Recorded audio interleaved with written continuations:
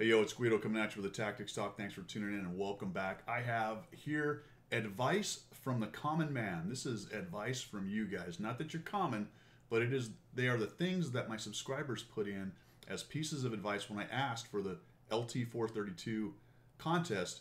Hey, what is your best piece of advice? And these are the things that you guys sent to me for that contest, and a lot of it is fantastic. It's all fantastic. It's all really great advice. Some of it is similar in some cases, but it comes from a different angle, which I actually found fascinating. Things that maybe I didn't even think about. These are pieces of advice from advanced players, intermediate players, beginning players, but I think that they're applicable across the board. Whether you're new, whether you're intermediate, or even advanced players who may have forgotten some of these things. So it's quite long. Obviously, don't watch it if it's too long. I get that kind of feedback. It's too short, it's too long, it's too loud, it's too...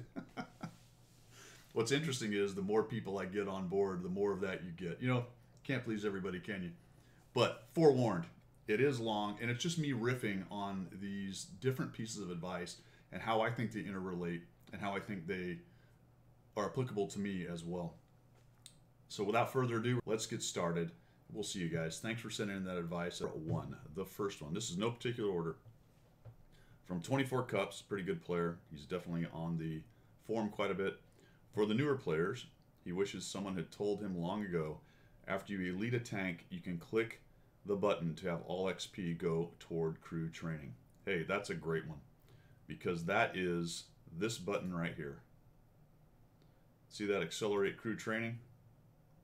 Then you click on, and that means that all of your experience goes to your crew, as opposed to building up free experience or building up experience that can be turned into free experience. That's actually an important distinction right there. So that's a great piece of advice, number one. So number two, the second one, this is from WKCW. Just have fun. Well, that's pretty good, and there's a lot of them just like that, but with a couple different angles, which we'll talk about as we go. Do your best and don't look at your win rate or stats if you get depressed easily when they drop. Be happy for those epic games that come now and again. That's been talked about quite a bit in World of Tanks, the way the game is set up. The hook is that you're looking for those epic games, and you might get them once every 10, every 20, every 50, whatever it is, depending on your skill. But really, we continue to play because you're looking for that one epic game, and that's a pretty significant and strong hook as far as their marketing strategy goes and the way the game is developed. So pretty cool. Just have fun, I think, is the key there. Don't get too worried about your stats, and those big games will come. Mr. Nanamanidus, who has sent in quite a few replays for me to look at and has been a big part of the channel for a long time. His best advice is work hard to keep a positive attitude. Very similar to what we just talked about. If you let the salt build up, you will end up walking away from the game. I think everyone's done that to some extent, whether it was an extended period or just for the night or the day. It's even taken down a few community contributors on YouTube. That's true. There's been some fairly epic meltdowns and people moving on. You know, to some extent, that's just not salt. There's a lot of things that go into the community contributors coming and going, and everyone has to make their own personal decisions. So I'm not throwing spears at anyone in particular. But if you get mad about it and let it build up, and you don't walk away, sometimes that can then lead to an explosion. A bad attitude will snowball because it will affect the way you play. Very true. You'll make more and more mistakes. Blame Wargaming for broken tanks and teammates for being terrible, and the worst part, failing to learn from your mistakes. So what he's saying there is you're going to start blaming everything and not taking it internally. So I do that as well. If I'm really struggling, having a bad time, you've probably seen it on my stream, I'll just say, you know what, it's time for me to go. I'm whining and pissing and moaning and blaming everything but myself, and I really need to go do something else. So good advice right there. P.S. Okay, that's just him telling me his name in game. I know your same name, Nanamanidus. Nudnik says, it's good to see a coffee talk despite my miserable hurricane disaster. Okay, thank you. At least you still have a house. Yeah, that's true. Says he doesn't play lights, doesn't want the tank, but his advice is if you're not having fun, find another game, pop a beer, smoke something legal, or all the above. So good advice right there, very similar. And Night Dog says, advice is to commit to what you do in game, avoid being passive as a player, And above all, never be afraid of making a mistake. I think that's a great piece of advice right there. And if you're going to do it, commit to doing it. That's kind of my opinion. If you want to just play for fun and not worry about everything, then you have to at least be honest with yourself and go, okay, my stats are crummy because I just play for fun and I don't care. And that's fine. Have at it. But if you want to get better, then you're going to need to commit to getting better. And that means you're going to watch some videos. You're going to be a student of the game, just like you would do in whatever it is you do in your real life that you're trying to get better at, whether it's a silly game or it's something very serious like what you work or how you make money. And he also talks about the passive part, which drives me crazy, passive players who just kind of sit back and let everything happen. So avoid being passive. Good advice from Night Dog. York S says, reflect and improve on something from every game that you play. That's a tall order, and I talk about that a lot. It's very key to how I get better at this game and how I get better at anything. What I will say about that is, and I'm on board for the every game, but sometimes you just want to sit down and brain dead play a few, and that's all good too. And if you don't happen to learn something from every single game, no big deal. But try to get as many as possible. Let's see, Krama313 says,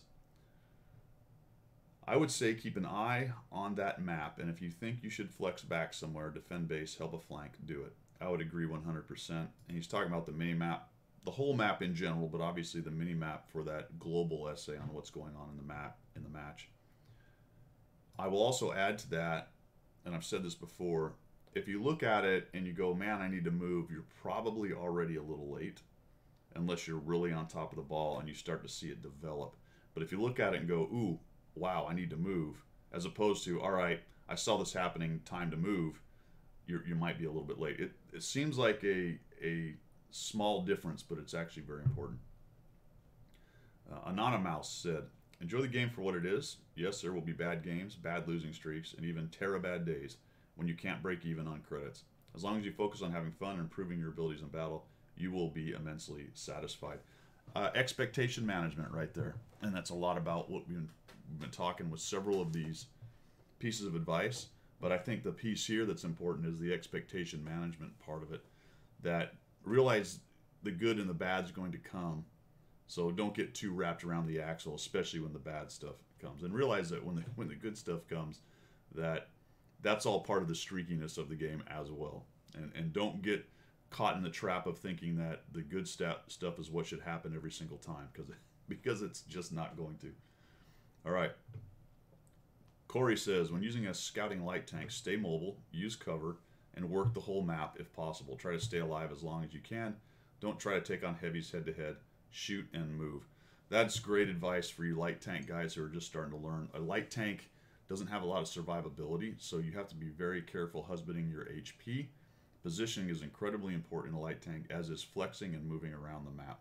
So in a light tank, you're not going to be able to go take a position, go hold down, and try to slug it out. Usually.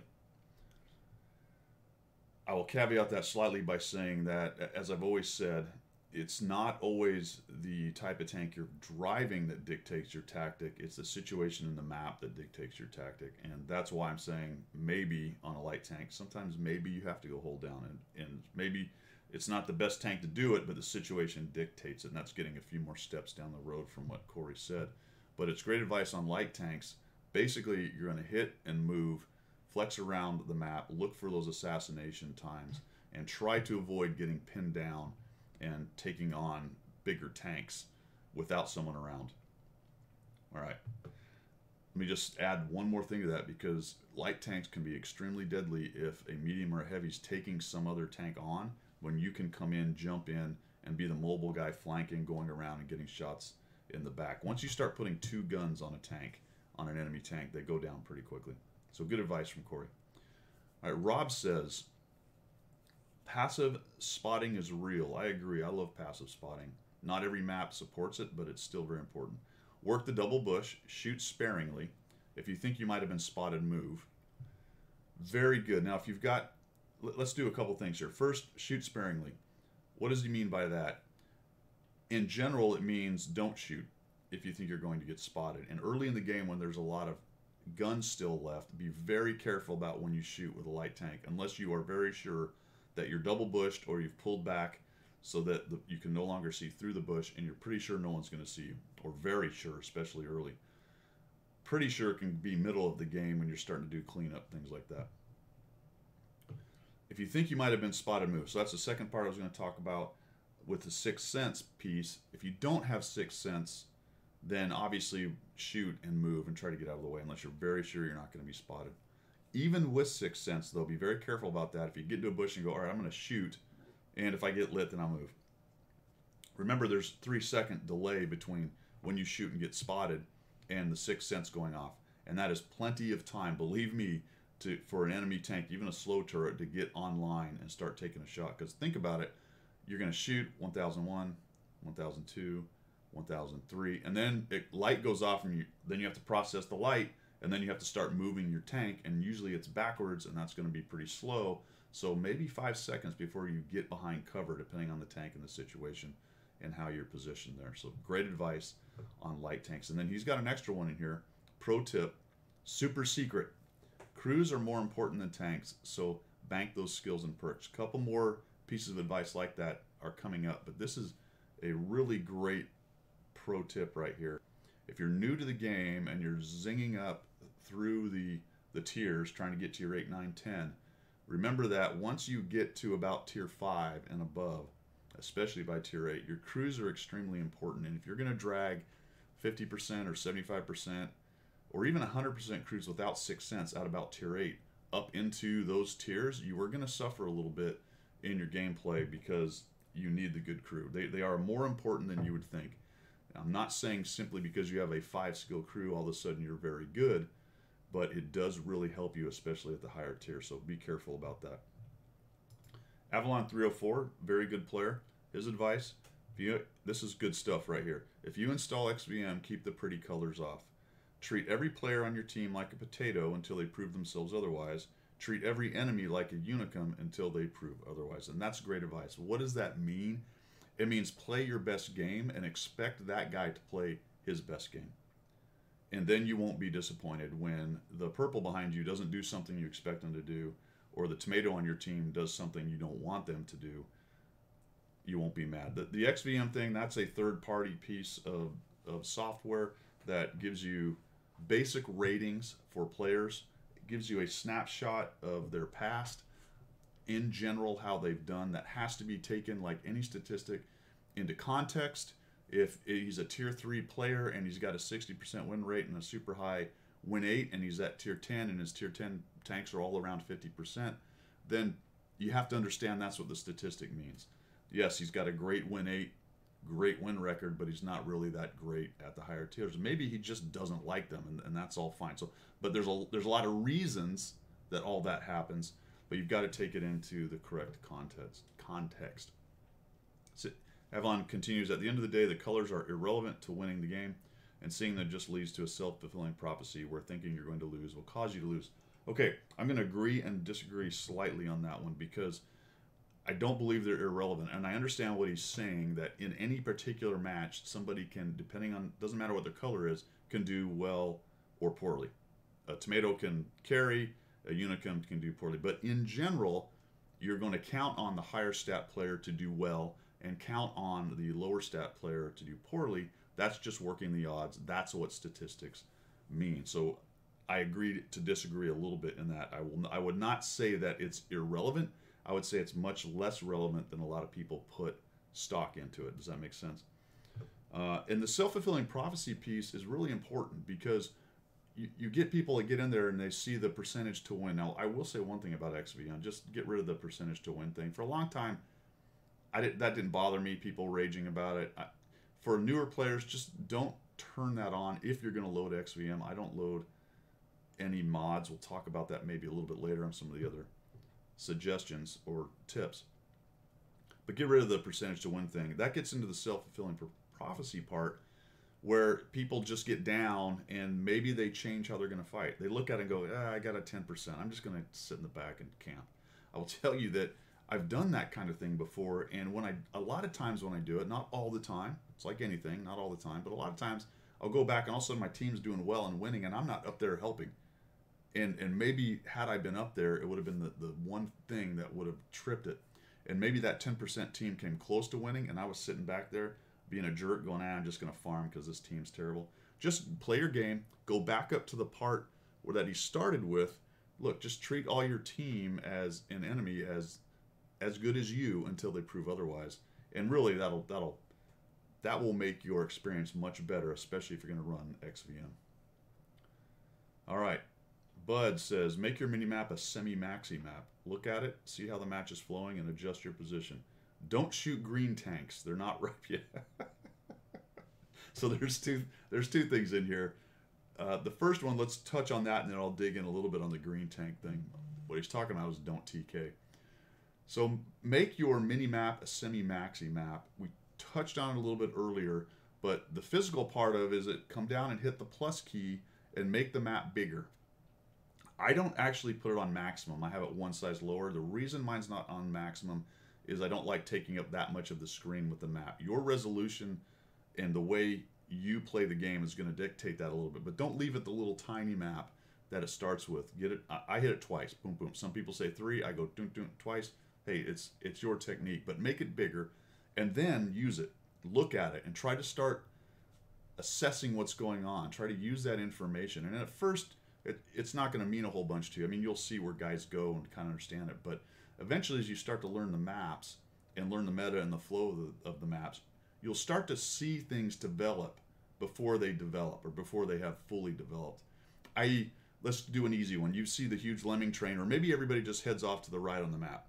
Immediately you go, ooh, I think I got a lemming train going on. That was an easy one, but that's the kind of idea that I'm talking about. And then maybe a few seconds, 15, 20, 30 seconds, maybe a minute later, you're checking back. You go, yeah, that's what happened. Those guys actually all lemming. But guess what? They did a really nice lemming and they didn't stop. And they're crushing that entire flank. And now I can react to that. Okay? So, and that's just an easy one. There's a lot more nuances to that as you go. The second part is don't shoot green tanks. Don't TK. Don't be that guy. You will be sorely tempted by many players to retaliate or to do something when they're being DHs. Don't do it as best you can. That's really the bottom line there. So don't shoot green tanks. They're not ripe yet. Okay, Robert says, don't rush to your death. I wait to see where my team is headed. That's a good one. I will disagree slightly on that. I do rush to get to positions depending on the map in the match. Okay, sometimes I don't, sometimes I do. But the critical part of his advice, which is completely valid, is don't rush to your death. So don't rage forward and overextend. Get into a position that, hey, wow, this Unicum, this Guido, somebody told me this is a great spot. If I just get in there, I can lock it down. It's a great spot to be. Okay, that's well and good, but if you do that and your entire team lemming to the other flank, or they're sitting back not doing anything to help you, then that's rushing to your death. You're overextending. So as you go to those spots, even if you go early, I don't necessarily wait to see where my team's headed. I pay attention to where they're headed as I go there. But as you do that, go ahead and react and flex if they're not doing what you need them to do to support you. Okay, so don't overextend. This is one of my favorite ones. And in fact, this is what won the LT 432. This was the best one I thought out of the group of them, because it really speaks to a general how you play this game. And it also speaks to negative Nellies, so we'll get into that. There's never a time when you can't contribute, or if you're on a losing streak, run your premiums. That was the second part. That's good advice. Let's talk about the second part first, because it's good general advice. If I'm having a bad day and things aren't working, I just jump in my premiums, make some silver, and it makes you feel better. That's good advice. The first one is huge, though. There is never a time when you can't contribute. Is that a double negative? I don't care. You understand what I'm saying. You can always contribute. Let's put it that way. It doesn't matter what tank you're in, whether you're bottom tier, whether you're in a light tank, whether you're in an artillery. You can always do something to help the team, or at least help your stats. So don't get into that mindset of I'm just going to drown myself, or I'm not even going to try because I can't do anything. Even a stock tank can contribute. Now, you're right, I'll be honest, some are very difficult to contribute in, and maybe there's a little free XP action that needs to happen right there, or at least expectation management of when you play that tank that you're grinding, that, okay, this is going to kind of suck, but at least get out there and contribute. There's all kinds of things. I could go into a million scenarios, but let's just say you're in that stock medium that you're like, I'm in a stock tier 5 and a tier 7 357 battle. I'm screwed. Look, take that stupid little gun and just shoot some heavies tracks. Keep him pinned down, annoy the living pee out of him. Maybe, hey, ooh, whoa, maybe try to maneuver and get some side shots where that crummy gun can do something. All right, I got it. And I've reviewed a few of these tanks. There are some bottom tier medium situations stock where you actually almost can't do anything. But I also have some videos showing me ramming people and doing other things. And maybe that's a time when you just go, hey, you know what? I'm going to go have some fun. I'm bottom tier medium. I'm not that integral. I do want to contribute, but I'm going to go out there and figure out a way to annoy the enemy somehow. And sometimes you learn a lot playing the game when you do that. So that was great advice. I loved that one. All right, Patrick said, practice patience. Best advice for me is to practice patience. And that one's really good.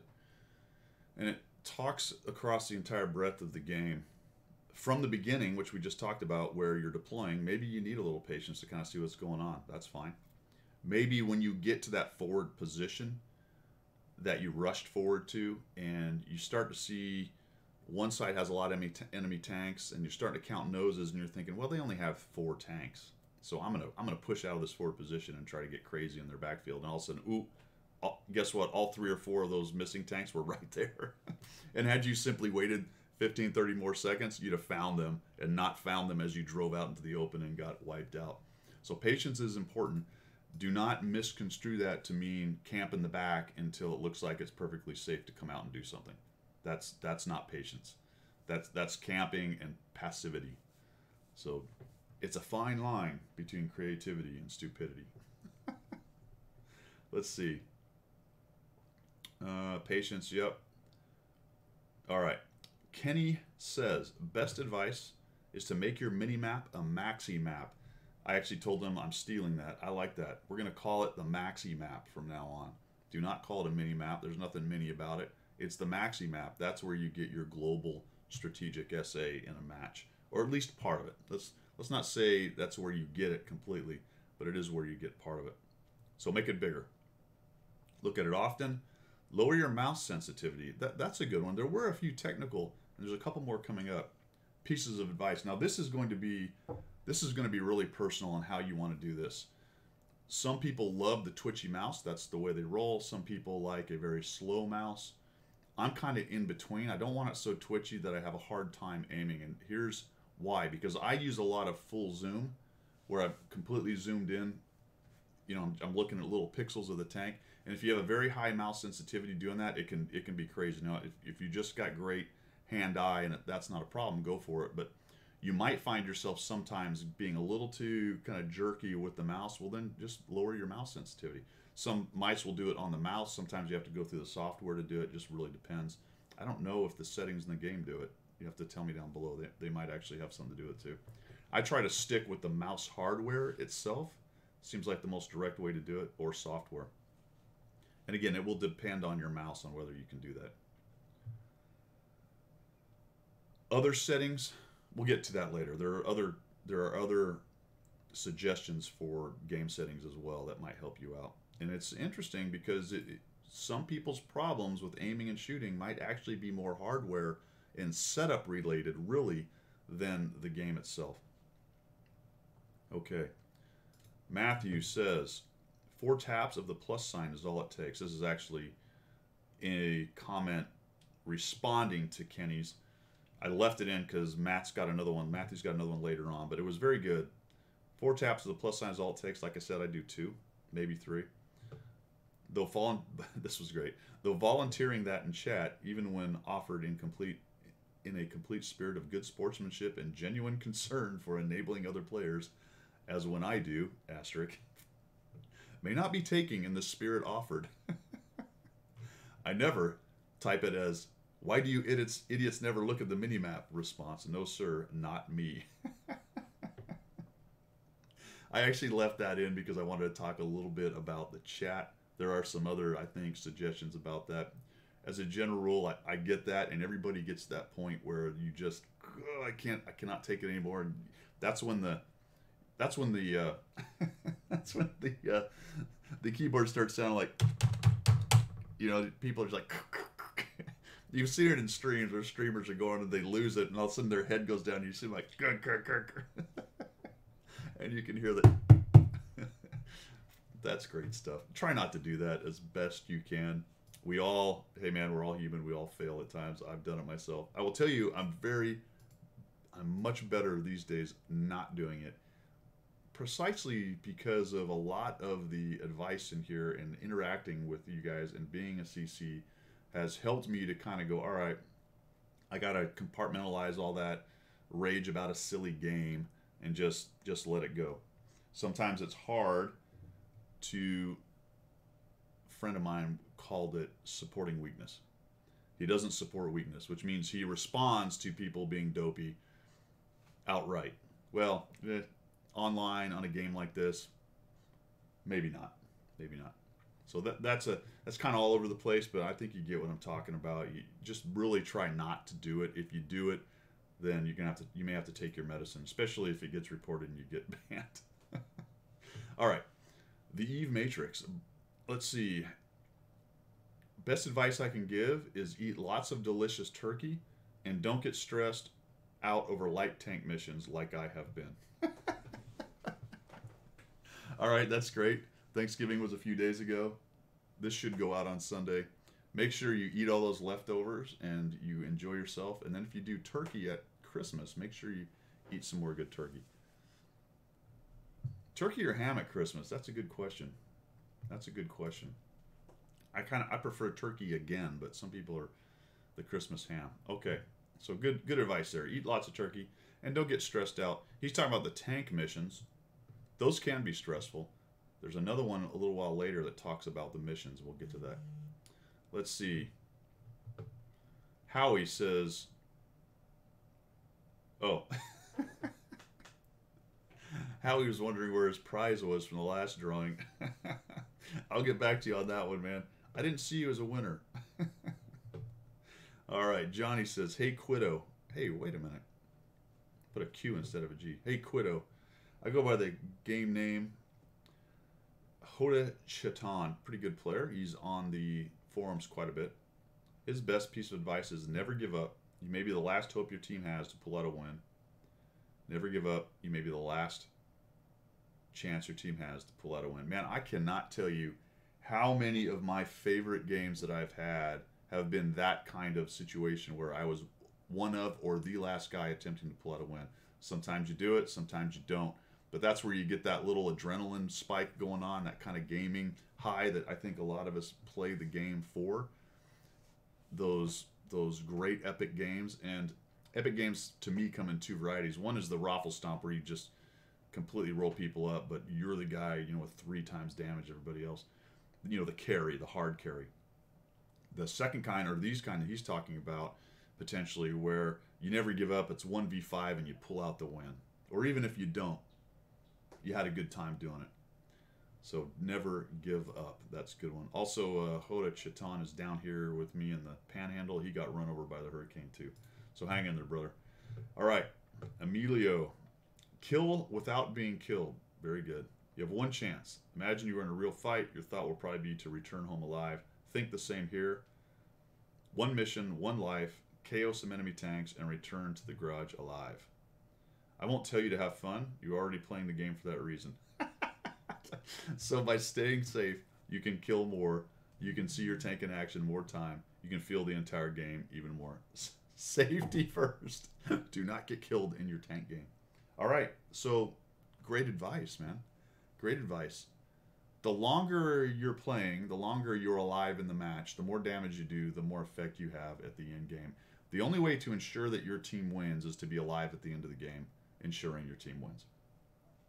If you rage out, do 3,000 damage, and then go, I did my part, and off you go. Well, maybe. Was your part to die? Was your part to lose? That's not been decided yet. Sometimes that's how it happens, and your 3K was important to the win. But I would say in general in the game, if you want to ensure you win, then you should be at the end of the game alive. Now, does that mean I go back behind the artillery? Guido said stay alive and you can help win. No, not exactly. You've got to be active. Your gun has to be in the game. In whatever fashion that is, for whatever class of tank you're playing, whatever tiering you are, and whatever map it is. So all of those variables change how you're going to manage that. So if you're top tier heavy, yeah, you probably want to get up there. In a city map, you probably want to get up there and start punching people in the face, just as one example. So that's great advice. One mission, one life.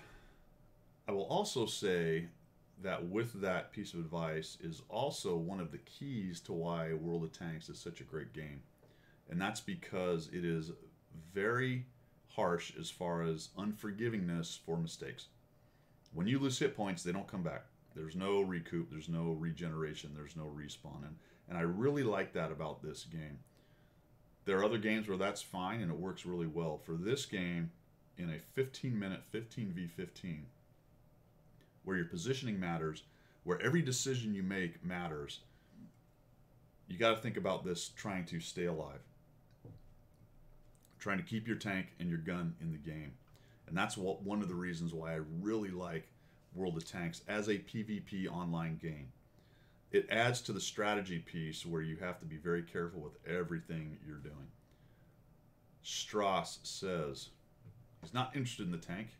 And I said, well, give us a piece of advice anyway. And he said his best piece of advice is never give up. Fantastic. Even if the game is looking lost, there's always a chance RNG can... Well, come on, Strauss. It's your skill, not your RNG, right? Because if you win, it's always your skill. And if you lose, it's always something else.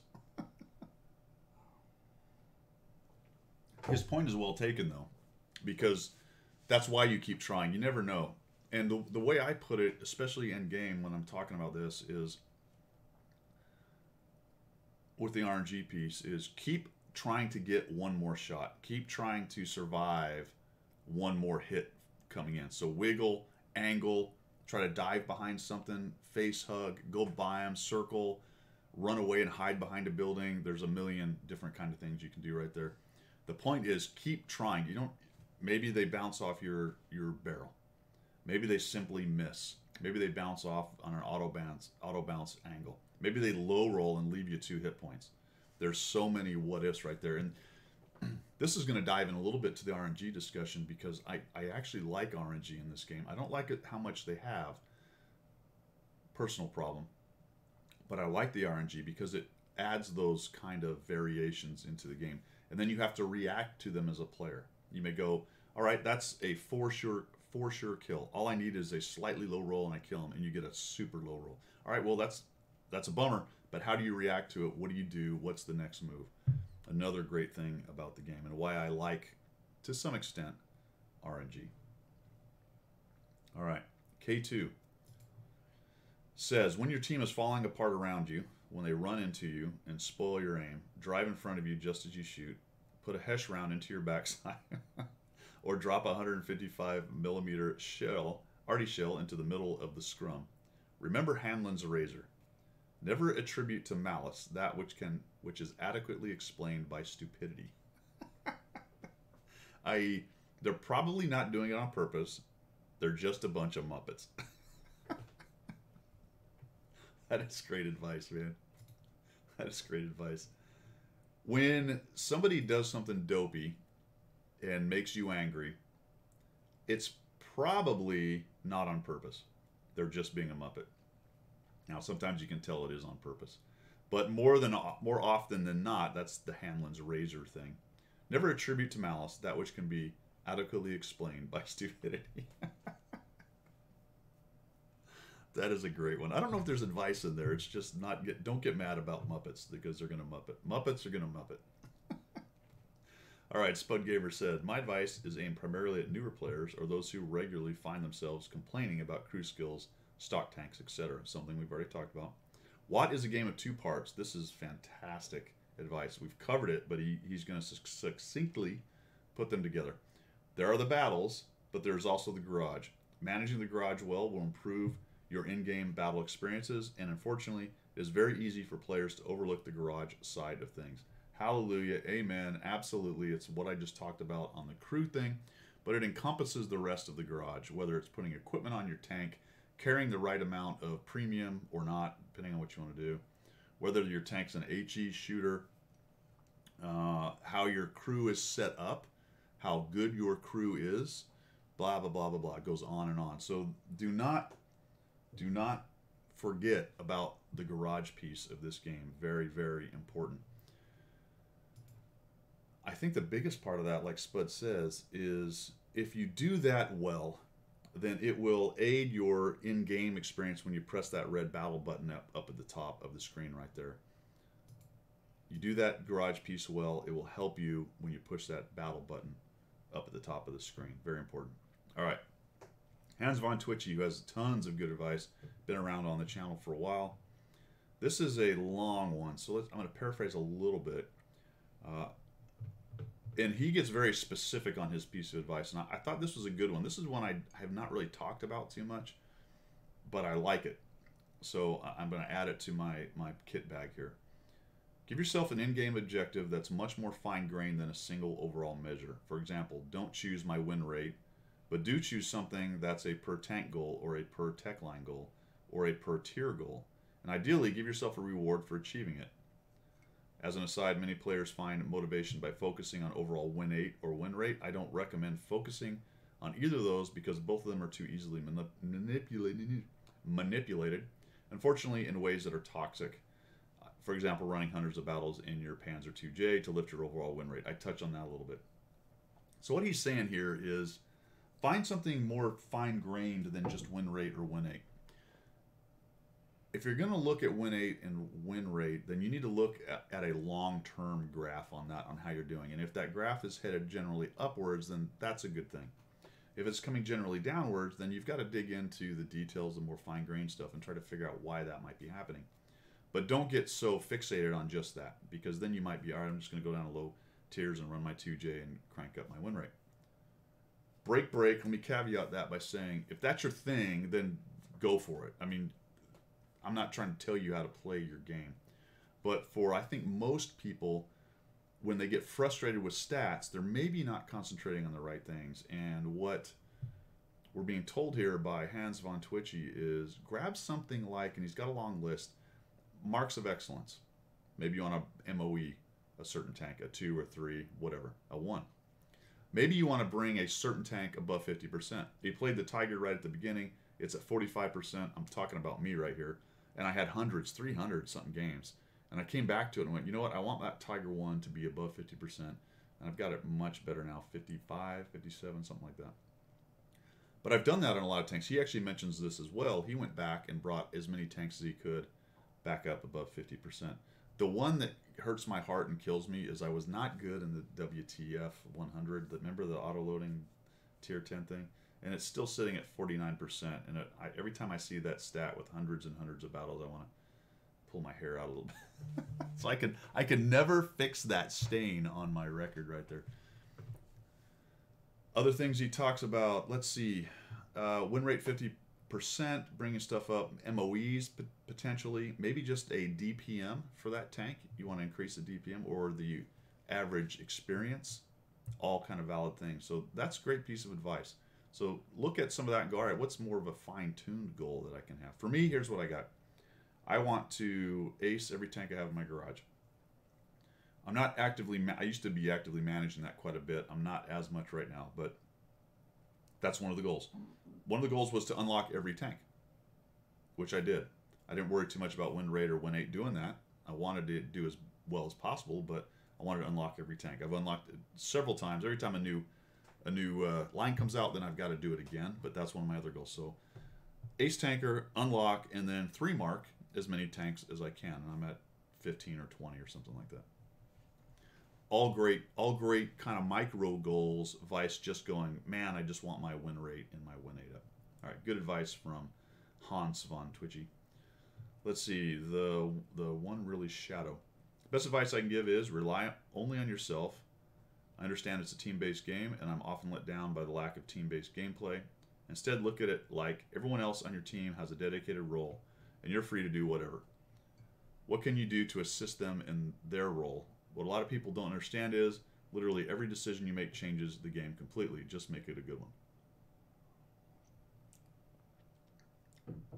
I'm going to agree with that in general. Relying on yourself is huge, and it's part of what I talk about a lot. If you think somebody needs to do something and you're in position to do it, then do it yourself. Vice relying on other people. But if you're in a tank and you need someone to, or you're in a arty and you need someone to scout early, obviously that's probably not you. So you do have to caveat that and be reasonable about it as well. What I did like about this a lot was what a lot of people don't understand is literally every decision you make changes the game completely. That is so hugely important in this game, and it's so hugely important in any game really where you have any kind of agency yourself, where it's not just completely random. What you do matters in the game. Every single place you go, every shot you take, every shot you receive, every positioning decision, repositioning decision, yada yada yada, goes into the pot and helps your team win or lose. It does. That's just how it works. The odds may be stacked against you depending on lots of different things: RNG, matchmaker, tier positioning, blah blah blah blah blah. The skill of the other players, all that stuff is going to go in there and change the odds. But the fact is, you have your agency, and what you do matters. It simply does. And if you believe it doesn't, then I would ask you the next question: why are you playing the game? If you truly believe that nothing you do matters, or even if you believe that what you do matters so little that in reality it doesn't matter, what are you doing? All right. Philip says, my advice is to not force yourself to grind out the event and missions. I like that one. That's good. Especially the events that are marathons and require playing every single day over a long period. This is a sure way to get frustrated, regardless of how tempting the end reward may be. Remember to have fun. This is a game. It should not become a chore. All right. I agree with all of that except for well, actually, I guess I agree with all of it. What he's saying is don't force yourself to do it. To some extent, you kind of have to force yourself to do some of those marathons because sometimes you just down and go, oh, God, I don't want to do it. But hey, if you made that goal, and go back to the goal thing we just talked about, you say, hey, in the next 30 days, there's a big marathon, and my goal is to get tank, blah, blah. Then do it. That gives you a reason, an interesting reason to play the game. But if you find yourself, oh, wow, it's a chore, or man, I really don't want to do this, well, then don't do it. I mean, it's whatever. It's a pixel tank. Which is why I actually like the thing where Wargaming lets you do stages of it, and then you get a 70% discount or 80% discount, whatever. All right, let's get started with part 2, and this is actually pretty good. This one is from Matt as well, who we've talked about a little earlier, but he's this is not really Watt advice, but here we go. My plan, if I were to move to Hurricane Tornado Wildfire Zone. Now, Matt, I read this. I don't know how this helps the wildfire zone, but I understand what you're getting at.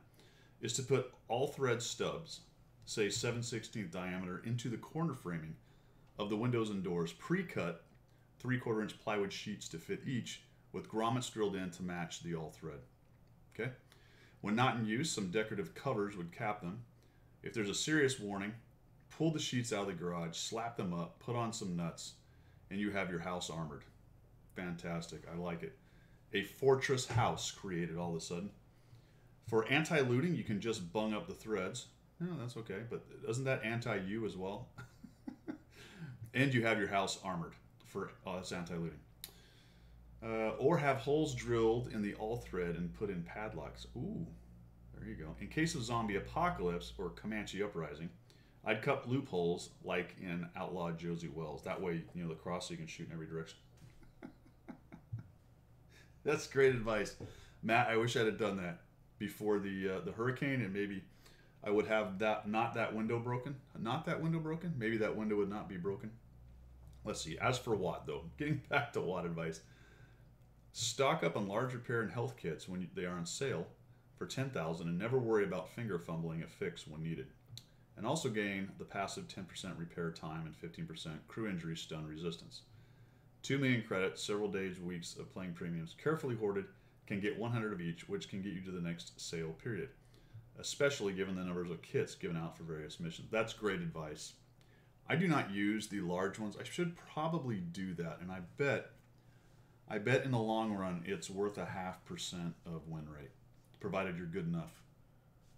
I might be going out on a limb right there, and that's a completely right out of my rear, but I bet it is. And the reason I say that is I absolutely use the large fire extinguishers, and I completely believe in those. And they are a cost benefit. They are cheaper in the long run than the 3K ones because you simply have many, many fewer fires. And when you do have a fire, you don't have all the damage that happens while the fire goes and you attempt to put it out. That's why I like those. I don't think that the repair kit and the med kit work quite as good as far as preventing damage to your tank, but it is a significant percent. Anything in this game that gives you a 10 or 15% change is quite a bit, because if you think about it, most of the skills and things are very small percentage change. Now, most of them, obviously things like binoculars plus 25 or whatever it is, I got it. But when you get into the 10 to 15, that's a big bonus in this game. And over time, a big bonus like that should equate to doing better. So it may very well be, and I've seen people do the numbers on the fire kits, but I've never really seen the numbers on the repair and the medical kits. I would be actually interested if anybody knows of any of those numbers to see whether it is a cost benefit. That being said, if you've hoarded a bunch, why not use them? I will go to one other thing you can do with them. You can sell them. First of all, be careful not to sell them when they're on sale because they'll only be worth half, so be careful about that. Make sure you sell them when they're full price and you get your $10,000 for them. He's talking about buying them at half price for only $10,000, so that's also a good idea. But you can sell them based on how many you collect with all the different missions that give them, and if you're pressed for credits, you can buy a new tank. So when I was attempting to unlock and buy all kinds of tanks at once, I typically sold mine, and I think I basically have that habit pattern built in right now. So what I think I'm going to start doing is maybe, especially on some of my favorite ones, start putting on the large kits. They will reduce your credit earnings potentially, but if you're doing well enough and you are winning enough of those, then they're probably good ideas. So that's good advice. I like it. This is from Wayne. Some advice from a 3,000 game tomato. Make your mini-map large. You won't be a potato long if you know that. Check the mini-map often. Ditto. Don't rush out and think you need to win the game in the first 2 minutes. Good point. Very good point. I will be devil's advocate and caveat that slightly with you also would like to get your damage in early damage, best damage, without getting wrecked. But I understand what he's saying. You don't have to rush out and win everything in 2 minutes. That's absolutely true. Train your crew 100% and get 6 cents. Absolutely. For you new guys, get 6 cents. That should be the first thing that you train on your commander. And I can already hear, no, Guido, it's not. Okay, I got it. One way to do that is to train something that is a skill, not a perk, in that first skill slot so that it's useful until it gets to 100%, and then use gold to retrain it to 6 cents. All right, does that set with everybody? I can hear it already. Essentially, you're training 6 cents first. The first 100%, let's put it this way. The first 100% skill that you have on your commander should be 6 cents. If you're good enough, you can get away with it. Certain tanks might not need that. Artie, maybe not. So there's always an exception to everything, but as a general rule, 6 cents first. He says, do some damage. That's great. Do some damage. How much? Guido says, do your hit points. Start with that. Do your hit points and damage. Let's say that everyone on your team did their hit points of damage and got 1 kill. That's probably pretty close to a win every time. Okay, there will be hit point disparity between teams based on what is on each side. But in general, if you had everyone on your team get 1 kill and do their hit points and damage, you're probably going to win that game. So that's just something to aim for. Anything above your hit points is where you're getting into the gravy zone. The gravy zone. Number 6, stay alive. We've talked about that quite a bit, and it's a great point. Number 7, help your team by being where you can help the most. Very good. Now, that's the trick, isn't it? You can say help your team, by being where you can help the most. But the question then becomes, well, where exactly is that place? That's the trick. Initial positioning, repositioning, reacting to the fight, flowing back to the cap if it's threatened and you've won your flank, which we'll get to in just a minute. All those things are examples of where it is you need to be. Specifically on each map, well, that's going to be map dependent, to some extent mode dependent, and also your team makeup, your tank, and your tiering within the battle. So there's a lot of stuff in there just in saying help where you can help the most. But good advice. You're not going to be a tomato long if you already know these things that he said. Use your mini-map, make it large. Check the mini-map. Don't rush out and try to win the game in 2 minutes. Train your crews to 100%. Get 6th sense as soon as possible. Do some damage. Guido says your hit points or more. Stay alive so that you're at the end of the game and you can affect the outcome. And help your team by being where you can help the most. I mean, if that's all you ever did, you're probably going to be pretty good at this game. D. Fox says, let's see. This is an interesting way to put it. I like the way you put this. Number 1, it took me 6,000 games to discover gold, air quotes, rounds could be bought with credits and not gold. I'm wondering how far in the past that was. I don't think you can buy them for gold anymore, but he's just saying, look, here's the point. Here's some things I didn't know, and it took me an extraordinarily long time to learn it. So one way to learn this kind of thing faster is to listen to videos like this and others who are teaching. Okay. And he said, yes, and then the spamming began. Number 2, it took me about 10,000 games to discover auto-aim, the legit one. And the P1C and Matilda became so much more fun. So what he's talking about is sometimes, tactically, it's best to auto-aim, get that center of mass, so that you can just shoot center of mass. Times when that's true. You're circling. It is a tank you know you're going to pin at almost any angle. But even then can be problematic if you got an auto-pin angle sometimes. Those are 2 good times. Sometimes snapshots, if you're just crossing, say you're crossing a street, get that auto aim on it, fire as you go, because you're really going for cover and you're just taking that snapshot as you go. Can you do all that stuff with manual aiming? Absolutely. Can auto aim free you up to drive and do some other things? Absolutely. So it really is to taste, depending on how good your hand-eye coordination is and how you like to fight. But auto aim is an absolutely great tool in the right times. He says the legit one. Be very careful if you're running mods. There are numerous auto aim type mods and auto aim plus and auto aim things that are better than the standard auto aim that are illegal. Danger, danger. All right. 3, believe it or not, took about 14,000 games to realize the color pip on the aiming reticle meant something. That's a great point, man. So if you don't know what that means, is the very center dot, they all know sometimes they're crosses, depends on how you have it set up actually in your settings. It also depends on if you have it set up to show colors.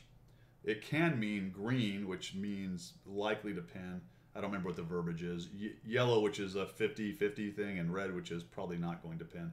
Remember, RNG has a vote in there, so some of those greens can actually bounce for various reasons, whether it's just simply a bad roll or an angle thing.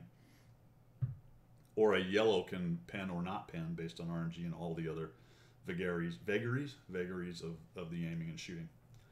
But yes, it does mean something, and you can set that up in your settings. So make sure you're reading what that means. Number 4, took about 16,000 games to turn off XVM's chance to win. Blood pressure dropped. I talked about that earlier in the early first section. I agree. Turn it off. Okay, so let's delve into that. I'm gonna deep dive into that just a little bit more because I say this a lot. It is simply information. What you do with that information or believe about that information is your problem or your benefit, really, depending on how you look at it. So if you are able to deal with it and go, it says 25%, but hey, I like the setup, or I'm going to play my best anyway, or it says 25, but I'm top tier in a 3.57 and I'm pretty good, so I'm going to make that 25%, better. However you want to look at it. If you can do that, then XVM all day. Put every mod you can on your game, on your client. Who cares? But if it's distracting, if it's making you mad, if it's affecting your game somehow, we'll change something about it. And that means probably just turn it off, right? But a firm believer in you cannot have enough information so long as you can process it and pay attention to what's important. That's the bottom line, and everybody's different on that. Number 5, took over 20,000 games to finally get a tier 10. Doesn't improve the fun, but makes the clan happy. Take from it what you will. See you on the battlefield. D Fox. That's pretty good. I like that it took me a long time to get a tier 10 because, some people just stay at tier 3 and 4. Well, hey, that's fine. Seal clubbing's a thing. I don't really like it that much when people seal club, but let me just see what's going on here. Look at this. All right. I don't really like it when people seal club, but it's the way the game is set up. So if you don't like somebody seal clubbing you, then get better. And I know that's going to irritate people, but that's the bottom line, right? That's the bottom line. I would like to see the game have end content at every tier because all the tanks are cool. It's not a game where I feel like tier 3 and 4 should only be for noobs and new guys, like so many games are. I think it would be cool that if tier 3 and 4 was still interesting to experienced players, and to some experienced players it is. I know that's problematic because that's where all the new players are.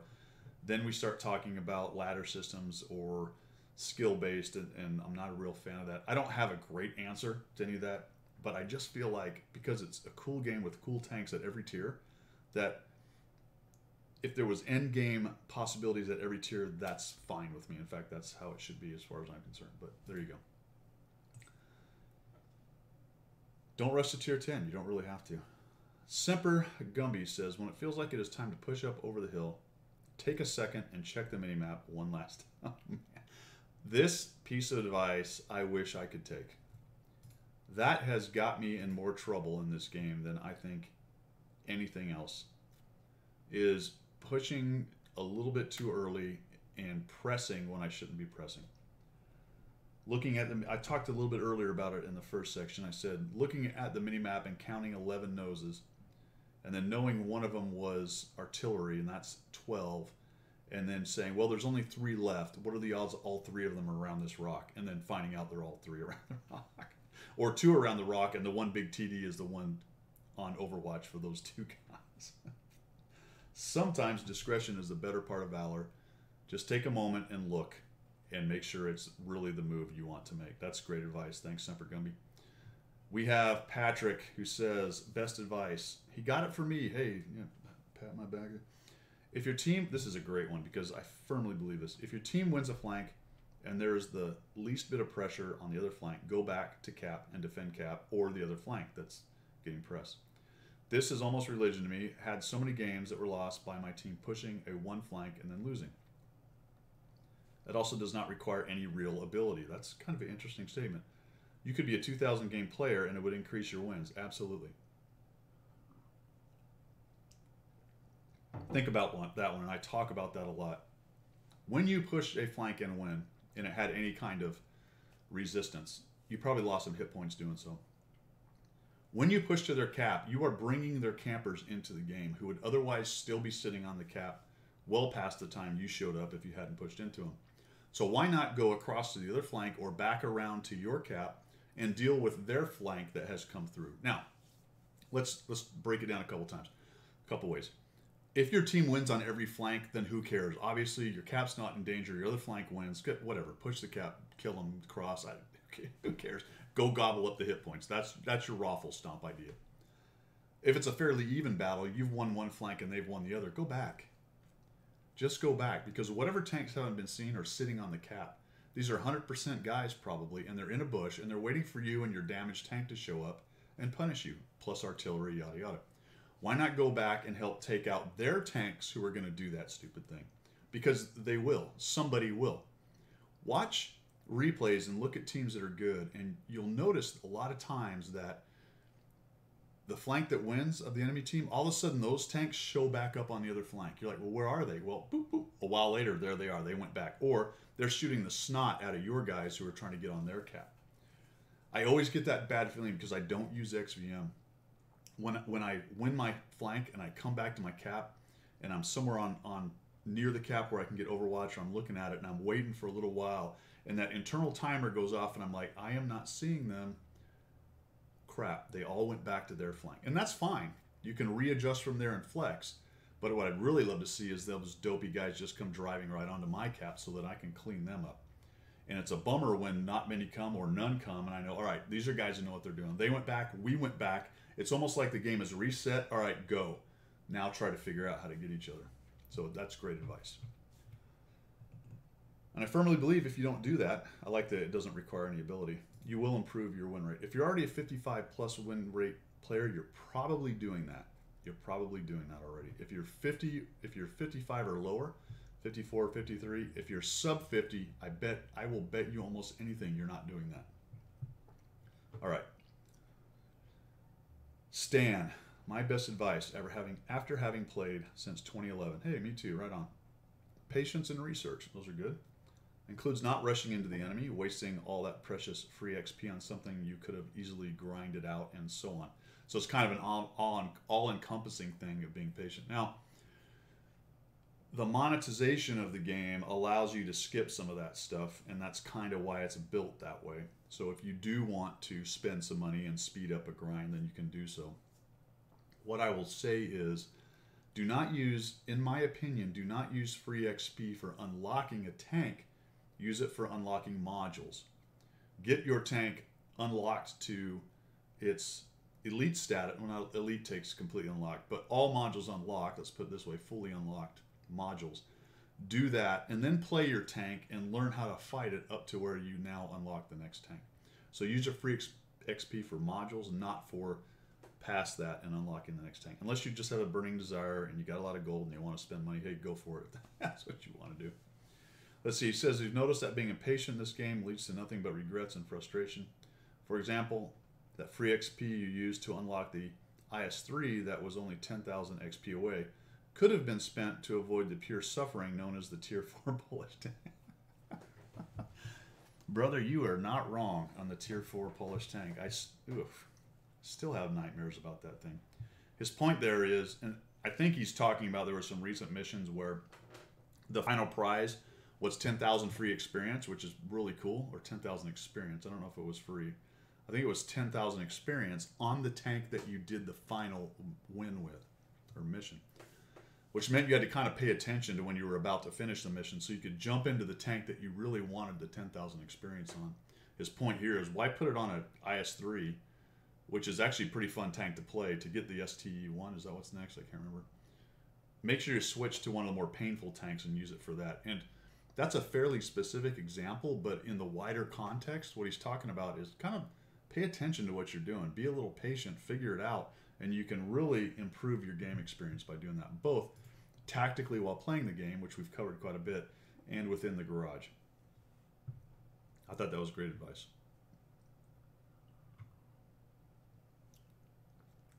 He says, also, always check with friends or the forum before doing something, as it can get you some valuable advice. Let's take a slight tangent onto the forum, because one of the things I've been trying to do is bring a little civility and sanity to the forum. I actually like the official forum. I know it gets a lot of bad press from various other forums, and there's plenty of good reasons for that. But I think if you are reasonable on the forum and you just ask questions and you don't get your dander up, that you're going to find a lot of great advice. You're going to have to sometimes sift through the chaff to get to the wheat. But more often than not, you're going to get some really good advice on the forum. So don't be afraid to go in there. As long as you're not a jerk, you're probably going to be just fine. All right. Dan says, discipline yourself to make it a regular process to watch the map. Practice this until it is reflex. Don't get so focused on what you're doing at any one moment that you lose sight of the bigger picture of battle progression. At first, I was horrible at this. Everybody is. It's a lot to take in. You're just trying to drive your tank and aim. Holy cow, I'm being hit. What's going on? There's a sound. I'm dead. Did that pretty much describe everybody's first game experience? I think it did. But as you start to learn more of the game, things become second nature, and now you have more time in your cross-check to go down to the bottom right, take a look at the map. And then it's one thing to say, hey, look at your mini-map. It's another thing to understand what you're looking for and how that applies to everything else that's right in front of you. There's a lot to that. I'm not going to deep dive into any of that right now, but the start is find some time in your cross check to look down and right.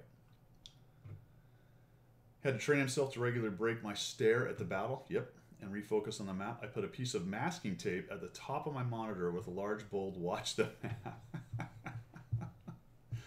I found that it does help me. That's one way to do it. That's one way. I have a sticky up here, and it says 30 minutes 12-12 gaming. And what that means is I give at least 30 minutes a day to 12-12 gaming.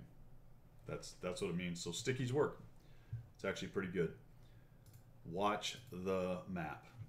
Silver, who has a lot of great advice and is sending quite a few good videos, says, find the teaching YouTubers, folks like Guido Talgrim, Lemming Rush.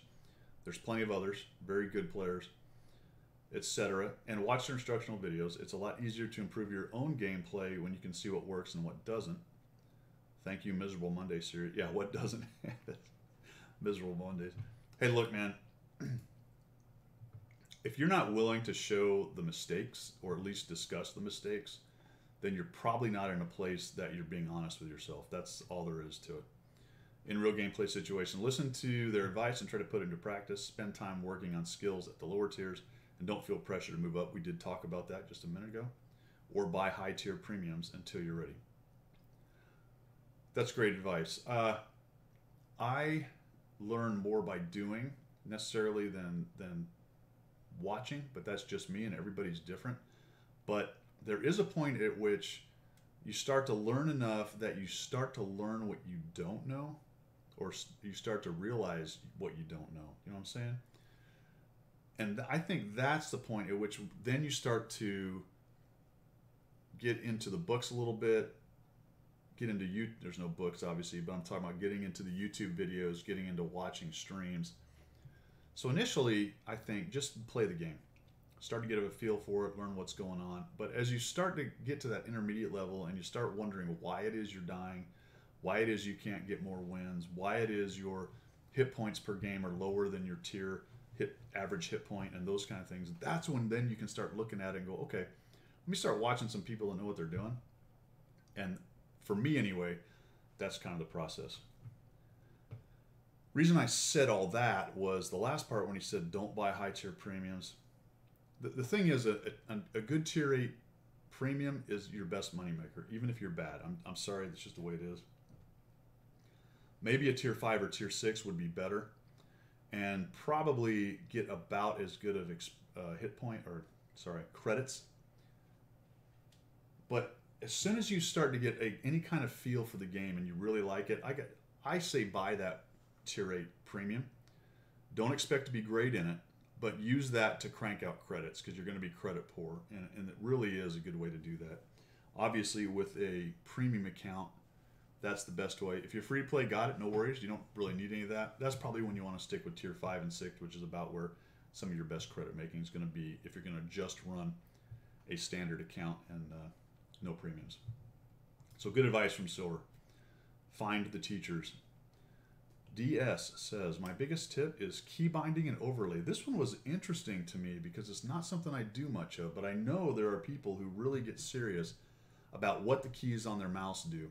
And they've got the big gaming mouse. Now I've got a G502 or I don't remember what it is, but it has, I don't know what, I'm feeling it right now, 5 or 6 buttons, and it's got the scroll wheel that clicks kind of thing. But there are some people use trackballs. Some people have those extra gamer things for their left hand, which has the WASD and then other buttons on it and stuff. So I can't talk to too much of that because I don't mess with it too much. Most of my keys are standard. I've changed a couple along the way, but so I can't, like I said, I can't I can't talk to it too much. But I know that it is a big deal to some people. It says see what information you're always using, what you occasionally use, and what you never consider. Then set your tank icons to match. For example, I set the tanks type, hit points, and icon to always be on. All right, so this is kind of the second part of what he's talking about. He's talking about getting into the settings. So let's just do this real quick, since I figure out what I'm doing. Get into the settings, and you go over here to the marker, and you decide what you want it to show. Now remember, you want to do enemy team and our team. I don't worry about destroyed too much, but you might want to put that there so you have that information. You can see that I've got the tank type, the name, hit points with the slider bar, or whatever you want to call it right there, and the number on there with the, I actually don't need the icon. Oh, that's the tier thing. I don't have that. Oh, that tier thing. Okay. So it looks like, is that always there? Model, no, that's model, that's player name. I guess that thing's always there. The little heavy marker is always there, huh? Yeah. Interesting, you can't get rid of that. I didn't realize that. But set that up the way you like it. And I'd like to know the tank type just by kind of glancing. I'd like to know the specific hit points are good, but I also like the kind of visual indication of about half, about a quarter, that kind of thing. And then who it is. I actually do like to know who it is. All great advice right there from DS. He says, as for key bindings, I never liked all the F1, F8 bindings. Well, there you go. See, there's an example. That's something I don't worry about. I hardly ever use the affirmative. The one I use is F8. One of them is the reload timer thing for if you're playing Arty or a autoloader, telling them how long you have to reload. I think that's really important information. And when you are using your scan pattern and you look down on the bottom right for the mini map, make sure you're paying attention to the chat, because you're looking for things like the timer notifications to come up. So if that Lorraine is sitting there and you see him kind of rocking back and forth behind you and he's not really doing anything, and then he hits, I think it's F8, whatever it is, and he says 20 seconds to reload, then you're like, okay, got it. I'm going to wait about 20 seconds till that Lorraine is reloaded, and then I'm going to make my push. That's just one example of how you use that information. This is one of my favorite YouTube names. This is from Dude, You Don't Need My Name. You have no idea how much I appreciate that. Anyway, it says, don't get pissed off. He spelled it pithed. I think he's trying to be nice. Pissed off and go on a tangent. Valid. 100% valid. I fail at that. I used to fail at that a lot. I'm a lot better at it now, like I said. Actually, don't give me the tank. I don't play enough anymore. All right, you didn't get the tank, man. The reason he came to comment says he enjoys the shorter coffee talk format. This long, arsed coffee talk, tactics talk is for you. You don't need my name. All right, man. Let's see. James has a piece of advice that says, walk away for a couple of days and do something besides gaming. Oh, I'm sorry, I missed the first part.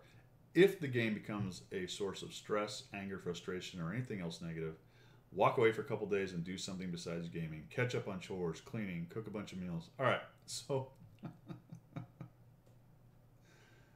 I was forced to walk away from the game. So I don't know if that's exactly what you always want to do, because I have enough chores to last me for 3 years right here. No, I'm just kidding. It's great advice, and my time away from it has actually made me appreciate it a little bit more, and I'm more excited to actually come back and play it. So it's completely valid advice. Everybody has their limit for how much they want to play the game and how much they want to do a different game or move around or whatever, but it does help sometimes to just get up, walk away, and come back to it later. Metallica says, best advice is don't go where everyone thinks you should go. People have the misconceived notion that certain locations on each map are for certain types of tanks. As Robert Frost said, the road less traveled makes all the difference. Okay, good advice. I would say that I'm going to agree to disagree a little bit on that one.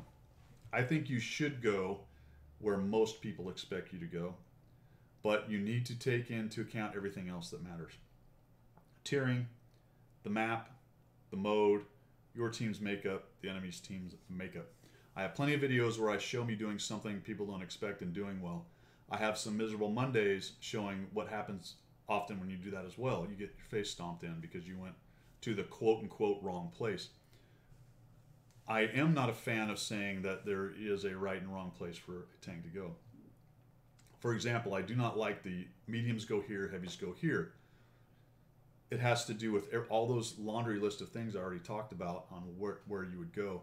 I have plenty of videos showing you're a top tier medium and there's no heavies in the game. Well, you may have to go to the heavy brawling area because that's where the top tier is needed. It's a critical piece of terrain. Not traditionally where a medium goes, but you need to go there in that case because of the setup and everything else I talked about. So it's good advice, but be careful about thinking you are going to buck the entire system and dominate because you're being tricky. That's where people fall down when they think, oh, I'm going to rush through the valley in my Maus. I'm top tier in a 357. I'm going to rush the valley in my Maus. More than likely, you're going to get bogged down and massacred. Are there situations where that could work? Absolutely. But in general, play the odds and go where you're needed, wherever that may be. All right. Still, good piece of advice. You don't always have to go where everyone thinks you're going to go. Because frankly, some people, the places where they think certain tanks need to go are wrong. Dan says, never trust a blue food.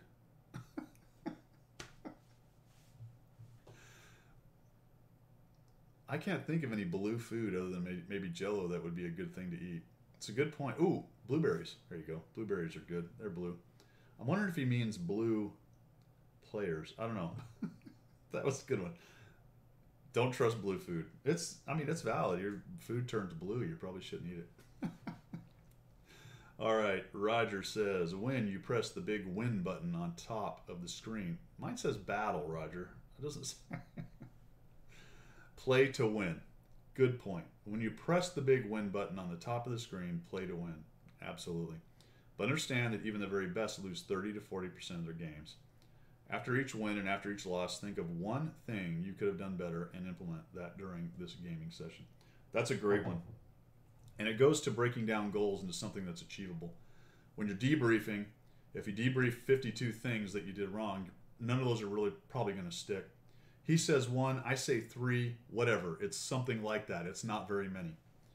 It's whatever you can concentrate on. So find something. Pay attention to what happened. If you rushed out and died, that's probably pretty easy. All right, next game, let's not rush out and die. Be careful, though, because maybe it's a map in a situation where you need to rush out but not die, right? You got, all right, so I am not going to rush out and die. I will not rush out and die, and then you start the game and you don't rush out, but you don't really get where you need to be. Turns out you needed to rush out but not die. You know what I'm saying? So it's a great piece of advice. I liked this part about it too. Understand that even the best lose 30 to 40% of their games. That is so true, and it's so interesting about this game, and it does speak to the RNG and the way that the game is mech'd. Most everybody in this game lives within like 48 to 55 to 58%.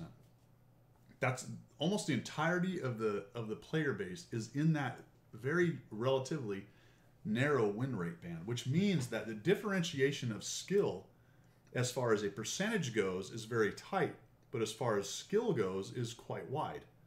A 48% player at 30,000 versus a 58% player at 30,000. Everything else being equal, there's quite a skill gap, even though the percentage doesn't seem like much, and people really get hung up on that. Oh, well, you're 58 and I'm 48. That's just one game in 10 difference. So we're not that different. Dude, it's huge. Just because the percentage is small does not even come close to meaning that the skill difference is small. And when you start talking 65% players, with, again, all else being equal, holy cow, that's even another level above me at 58. When you're talking consistently hitting 65%, even 62, 63, anything above 60, at high tiers, tier 9 and tier 10, you're doing something pretty good. And I thought that's a really interesting way to look at it. All right. Is this the second Roger? No. Oh, never mind. He just had a little note. Moving on. Steve says, never stop being a student of the game. He doesn't want the tank because you can see in the video that I let everybody punch holes in it. Well, I'm not giving you my tank with the holes in it. It would be a brand new 432. You can put your own holes in it. I like that. Never stop being a student of the game. I learn stuff about this game all the time. I'll tell you the one thing that I can't ever wrap my mind around, and I continually have to relearn it, is all the pen mechanics between heat APCR, normalization, the angling, and all that stuff. I mean, I get the concept of more angle gives you more. What is it? It doesn't give you more thickness, but it's more relative thickness. Whatever you what. See, I can't even explain it. But there are plenty of things in this game that I either have to relearn or remind myself, or potentially, and quite often, especially with you guys, I'll say something in a video and then you'll say, no, actually it's this. I'll look at them and go, wow, I learned something new. Goes back to continue to be a student. Just like anything you do in life, if you're not learning or trying to learn something, you're stagnating. And if that's what you want to do, go for it. But, otherwise, for me, keep on learning. Liberty or Death says, when your whole team is comprised of lemmings, it is better to follow them than to try and guard a weak flank on your own. You'll have better stats that way. Yeah, valid. When your whole team is comprised of lemmings, it's better to go with them. All right, there's a lot of caveats with that. And what he's essentially saying is, when the timer goes to 0 and your team scatters out, if the entire team goes to one flank, it really is, in general, better to go with them or support them, be near them, than to just drive off alone to the other flank, because that flank has to be covered. All right? It really is. Now, you can go to the uncovered flank, but not go too far. Maybe some TDs hung back by the cap, and you're kind of getting some spots or taking a look at what's going on. And then, as long as you've got a path to get out of there, you've got an escape route. So do something like that, vice just lemming off yourself, the lone lemming, I guess. Drone off yourself and die because you're angry that nobody went to that flank. There's a lot more to that suggestion, but it is a general good idea. And lastly, from the Pig She Flies, who has great advice on even if he's a bit salty, Pig, playing passive for that rare opportunity to farm a rare win by defending the base can't be entertaining when you're losing substantially more than half your battles. So participate. Get out of the base, get off the red lines, and participate. What a great one to end on. And that's why I left it to last. Why are you playing For me, personally, I ask you, and you may have a great answer, I don't know, but I say, why are you playing the game if you're just going to sit in the back? If you're just going to sit back there, get angry, my team stinks, they let me down, get out there and drive your tank and shoot some other tanks. That, to me, that's where the fun is. Now, if your fun is sitting back at the cap and sitting around and losing, okay. I guess I don't have a lot to say to that. But for me, just participate. Get your gun in the game. Try to take some shots. Try to figure out how to win. That's probably one of the best pieces of advice of all this stuff, is just participate in the game, and you're probably going to enjoy yourself a lot more. All right, that is it. About 40 plus great pieces of advice. Some of me commenting on it, talking about what I thought about that piece of advice, adding a little bit in, some of my own angles. I do appreciate you guys sending all that stuff in. I hope some of that helps some of you guys out there. And that is it for this Tactics Talk. We'll see you later. Thanks for tuning in. Keep supporting the channel. I do appreciate you guys. We'll see you.